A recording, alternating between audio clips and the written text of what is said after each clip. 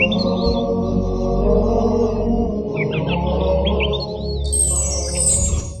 باللہ من الشیطان الرجیم، بسم اللہ الرحمن الرحیم۔ الحمد للہ الذی ہدانا لہذا وما كنا لنهتدی لولا ان ہدانا اللہ، لقد جاءت رسل ربنا بالحق والصلاة والسلام علی سید الانبیاء والمرسلین وخاتم النبیین وآلہ الطیبین الطاہرین، لا سیما علی بقیۃ اللہ العظم، ارواحنا و ارواح العالمین لک الفدا۔ بسم اللہ الرحمن الرحیم، لا رتب ولا یابس الا فی کتاب مبین۔ ناظرین کرام، السلام علیکم ورحمۃ اللہ وبرکاتہ۔ ناظرین، آج ماہ مبارک رمضان کی 14 تاریخ، 14واں روزہ اور 14ویں روزے کی سحر ہو گئی۔ پروردگار ہم سب کی عبادتوں اور ریاضتوں کو قبول فرمائے، ہم سب کا شمار صائمین میں کرے۔ مومنین، آج ہم 14ویں پارے کے سلسلے میں گفتگو کریں گے۔ 14ویں پارے کے اندر 2 سورہ ہے، ایک سورہ ہجر اور ایک سورہ نحل۔ 2 سورے ہیں 14ویں پارے میں۔ آج جب ہم تلاوت کریں گے اس کی تو انشاءاللہ آپ ترجمے کے ساتھ جب پڑھیں گے تو ان مطالب کو درک کریں گے جن مطالب کا ذکر کیا جا رہا ہے یا جن مطالب کا ذکر نہیں کیا، اس لیے کہ ہم تمام سورے کے مطالب کا ذکر نہیں کر پا رہے ہیں وقت کی تنگی کی بنا پر، تو مختصراً بات آپ تک پہنچا رہے ہیں۔ آپ جب ترجمے کے ساتھ پڑھیے گا تو انشاءاللہ اس کی مکمل تفسیر اور مکمل باتیں آپ حضرات تک پہنچیں گی۔ یہی حق ہے قرآن کا کہ آپ جب قرآن پڑھیں تو اسے سمجھیں۔ سورہ مبارکہ ہجر 14واں پارہ ہے اور سورہ مبارکہ ہجر قرآن کا 15واں سورہ ہے۔ اس سورہ کے بارے میں پیغمبر اکرم حضرت محمد مصطفیٰ صلی اللہ علیہ وآلہ وسلم نے فرمایا کہ جو شخص اس سورہ کی مسلسل تلاوت کرے گا اسے مہاجرین اور انصار کے برابر نیکیاں دی جائیں گی، یعنی اس کے نامہ اعمال میں مہاجرین اور انصار کے برابر نیکیاں لکھی جائیں گی، یعنی تمام مہاجرین اور انصار کی جو نیکیاں ہوں ان کی جو تعداد ہیں ان تعداد کے برابر اس شخص کے نامہ اعمال میں نیکیاں لکھی جائیں گی۔ ایک روایت یہ ہے۔ دوسری روایت ہے جو بہت اہم ہے، میں چاہتا ہوں آپ حضرات تک یہ روایت بھی آج یہاں سے پہنچ جائے کہ جو شخص زعفران سے اسے لکھے، یعنی اس سورہ مبارکہ ہجر کو زعفران سے لکھے اور اس کے بعد اسے دھل کر اس عورت کو پلا دے کہ جس کے یہاں دودھ کم ہوتا ہے۔ عام طور سے شکایت ہوتی ہے عورتوں کو کہ بچوں کے لیے دودھ کم ہوتا ہے، تو جن عورت کو جس کے لیے بھی یہ مسئلہ ہو سورہ مبارکہ ہجر کو زعفران سے لکھے اور زعفران سے لکھ کر اسے پلا دے تو پروردگار عالم اس سورہ مبارکہ کی برکت سے اسے صحت عطا فرمائے گا۔ اور اگر آپ کسی چیز کو خریدنے یا بیچنے کے لیے نکل رہے ہیں، یہ روایت ہے کہ آپ کو کوئی چیز خریدنا ہے یا بیچنا ہے، آپ چاہتے ہیں کہ معاملہ جو ہے بہتر ہو، چاہے خرید کی صورت میں چاہے فروخت کی صورت میں، ہر 2 صورت میں آپ کا معاملہ بہتر ہو اور کوئی خرید و فروخت میں تکلیف نہ ہو، تو روایت یہ ہے کہ جب آپ خریدنے کے لیے کسی چیز کو یا بیچنے کے لیے جائیں تو سورہ ہجر کو اپنے بازو پر باندھ لیں، اسے لکھ کر اپنے بازو پر باندھ لیں، تو جو بھی اس سلسلے میں آپ ڈیل کریں گے، چاہے خریدنے کے معاملے میں چاہے بیچنے کے معاملے میں، وہ آپ کے حق میں ہوگی اگر آپ کے پاس سورہ مبارکہ ہجر آپ کے بازو پر بندھا ہوا ہوگا۔ اور اگر آپ اپنی چیز بیچنے کے لیے لیں گے تو جہاں بھی جائیں گے، اگر کوئی مارکیٹ ہے تو لوگ آپ سے معاملہ کرنا پسند کریں گے۔ اگر آپ کے پاس سورہ ہجر لکھا ہوا ہے تو لوگ پسند کریں گے آپ سے معاملہ کرنا اور آپ کے سامان کو خریدنا لوگ پسند کریں گے اگر سورہ مبارکہ ہجر آپ تک ہے۔ یعنی مختصراً اس سلسلے میں کہا جا سکتا ہے کہ روایت میں یہ ہے کہ سورہ ہجر جو لکھ کر اپنے پاس رکھے گا، پروردگار عالم اس کے رزق میں برکت عطا کرے گا اور اس کے رزق میں کثرت عطا کرے گا۔ اس کے بعد اس سورے کو جب آپ پڑھیں گے آج ترجمے کے ساتھ، پھر میں بار بار گزارش کر رہا ہوں ترجمے کے ساتھ جب ہم اس سورے کو پڑھیں گے، میں نے اس سے پہلے کہا یہ مت سوچئے گا کہ ہر سال ماہ مبارک رمضان میں ہمارا 2 قرآن ختم ہوتا تھا، اس بار ایک ہی ختم ہوا، یا ہر بار ہم 4 ختم کرتے تھے، اس بار 2 ہی ختم کیا. نہیں، یہ مت سوچئے گا. آپ اس طریقے سے سوچئے گا کہ اس بار ہم نے قرآن جتنا پڑھا ہے ترجمے کے ساتھ پڑھا ہے. ہم نے جتنا قرآن پڑھا ہے کوشش کی ہے کہ ہم اسے سمجھیں اور اس پر پھر عمل شروع کریں. تو آپ اس کی کثرت پہ نہ جائیے گا، بلکہ آپ یہ دیکھیے گا کہ آپ نے اس سے مواد کتنا حاصل کیا. پچھلے سال آپ 3 اور 4 قرآن پڑھتے تھے، بے شک ثواب آپ کو ملتا تھا، مگر اس بار جو قرآن کو سمجھنے کا ثواب ملا ہے وہ پچھلے سال آپ کو نہیں مل پایا تھا. انشاءاللہ آپ قرآن کی تلاوت کریں گے ترجمے کے ساتھ. آئیے 4 باتیں اس کے اندر سورہ ہجر کے اندر ابتدا میں ہیں، جس میں ایک کفار کی آرزو. کفار کی آرزو کیا ہے؟ جب آخرت میں وہ مسلمانوں کے آرام کو دیکھیں گے تو وہ کہیں گے کاش کہ ہم بھی تمہارے ایمان پہ ہو جاتے، کاش ہم بھی تمہارے جیسے ہوتے تو آج ہم اس آرام کو پا لیتے. جب وہ مسلمانوں کے آرام اور آسائش کو دیکھیں گے، یہ اس کے اندر ہے. اس کے بعد انسان کی تخلیق کے سلسلے میں پروردگار عالم نے ذکر کیا ہے کہ اس کو کس طریقے سے خشک اور بدبودار مٹی سے ہم نے انسانوں کو بنایا ہے، اور اس کے بعد فرشتوں کے لیے ایسی خلقت کے بعد بھی فرشتوں کے سامنے سجدہ کروایا، یعنی فرشتوں کو سجدہ کروایا، مسجود ملائکہ بنایا. اسی سورہ ہجر میں وہ پوری باتیں ہیں. اور اس کے بعد شیطان کے مردود ہونے کا قصہ اس کے اندر ہے کہ کس طریقے سے شیطان مردود بارگاہ ہوا، اور جب مردود بارگاہ ہو گیا تو اس نے پروردگار سے وعدہ کیا کہ اب قیامت تک میں ان انسانوں کو گمراہ کرتا رہوں گا. جب آپ آج سورہ ہجر تلاوت کریں گے ترجمے سے تو یہ ساری چیزیں آپ کو آئیں گی. اس کے بعد 3 قصے اس میں سورہ ہجر میں چھوٹے چھوٹے سے قصے ہیں جو بہت اہم ہیں. آپ انہیں پڑھیں گے انشاءاللہ تو آپ کو لطف بھی آئے گا اور آپ کے ایمان میں اضافہ بھی ہوگا.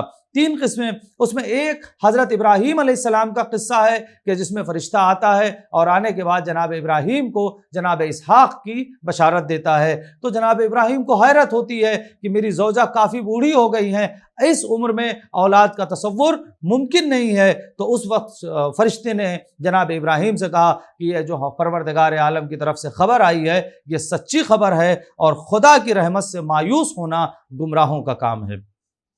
یہ ایک جملہ ہے جسے ہم اپنی زندگی میں بھی لیں کہ خدا کی رحمت سے مایوس ہونا سب سے بڑا گناہ ہے. رحمت خدا سے مایوس ہو جانا یہ بہت بڑا گناہ ہے. آپ اسے ہلکے میں نہ لیجئے گا کہ ہم خدا کی رحمت سے مایوس ہو جا رہے ہیں، اب تو کچھ ہو ہی نہیں سکتا.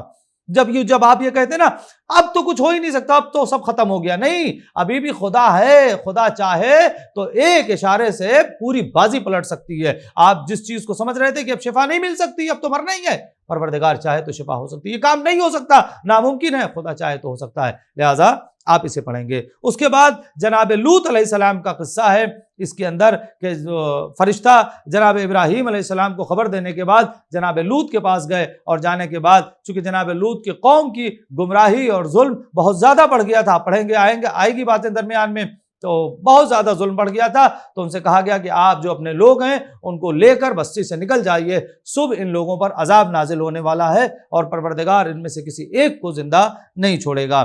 تو جناب ابراہیم کے بعد جناب لوط کا قصہ ہے، اور جناب لوط کے بعد اس کے اندر ایک قصہ ہے اصحاب الحجر کا، جن کے نام سے یہ سورہ ہے. اصحاب الحجر کا قصہ ہے. اصحاب الحجر وہی قوم سمود والے ہیں، قوم سمود کے لوگ ہیں. یہ لوگ بھی ظلم اور زیادتی کی راہ پر نکل پڑے تھے اور ظلم اور زیادتی بے پناہ کر رہے تھے. لہٰذا نبی نے معجزہ دکھایا، اور معجزہ دکھانے کے بعد بھی یہ لوگ نہیں مانے، یہاں تک کہ پہاڑ سے اونٹنی نکلی. وہ پورا معجزہ ہے، اس کا ذکر ہے، آپ پڑھیے گا.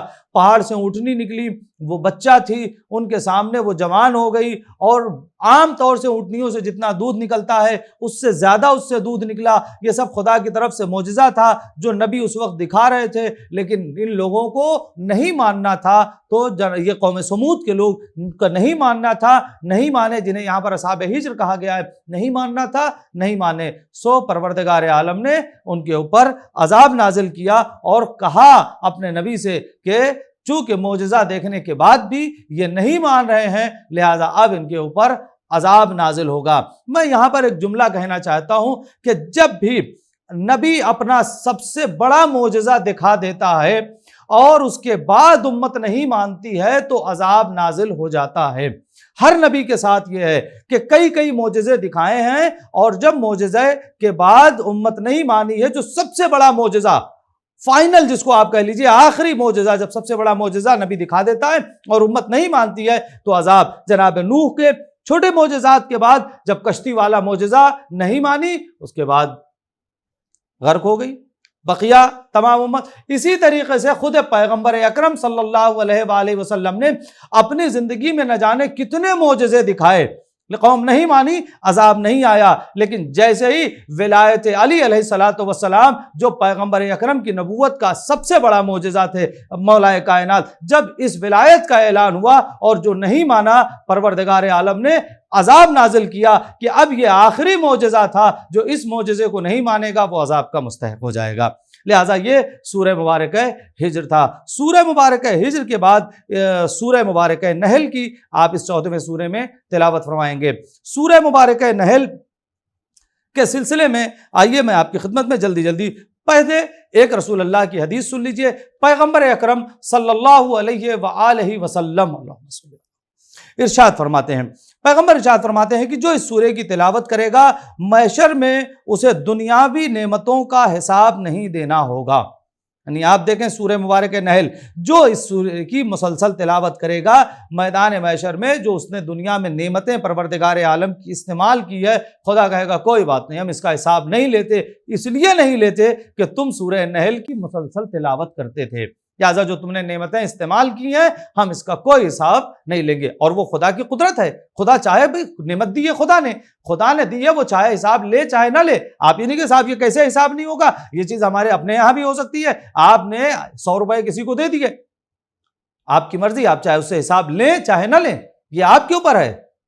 اگر آپ چاہیں تو اس سے حساب لے سکتے ہیں، اور ایک پیسے کا آپ کو حساب لینے کا حق ہے، اور آپ کی مرضی، آپ کا دل نہیں کرتا آپ نہیں حساب لیں، ہو سکتا ہے کوئی بات اس کی پسند آ گئی ہو، چلو جاؤ ہم تم سے حساب نہیں لیں گے، یہ ہماری زندگی میں بھی ہو سکتا ہے۔ لہٰذا پروردگار پیغمبر اکرم کہہ رہے ہیں کہ اللہ دنیاوی نعمتوں کا حساب نہیں لے گا، جاؤ تم نے استعمال کیا الحمدللہ کوئی بات نہیں، جاؤ تم نے کوئی مسئلہ نہیں ہے۔